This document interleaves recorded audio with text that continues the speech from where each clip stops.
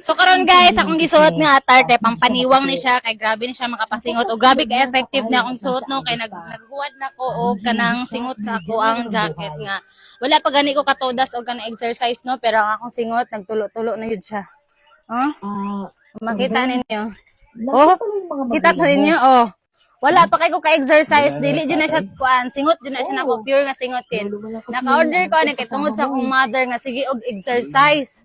As you can see, magsige na siya exercise. Inana na iyang buhaton kada buntag. Sayo kay mo mata sa kadlawon, alas 4 pa lang nagmata na, din nakasuot na siya ginaani. Dahil mag-exercise na siya. So karon nainganyo ko nga mopalit pud ani kay lagi dako na kay taglawas ning bugat kay dadon inata kasuot og mga sexy nga sanina kay ang gawas ang atong bilbil so unsa akong gibuhat. Nag-order ko ani kay tagaping gatos ra siya guys. So, ang imong madawat far na siya. So na kay top na po kay lower.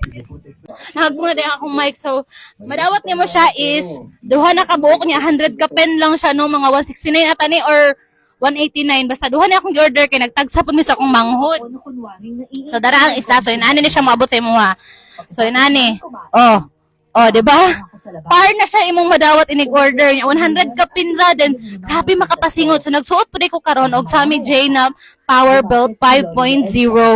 Kay para syempre naapod tay shape pakak. So, grabe ka-effective ni. Kung gusto ka mo-order inani, click lang ng yellow basket or i-click ng link na nasa comment section. O, sa pa yung hulat, pag-check out na!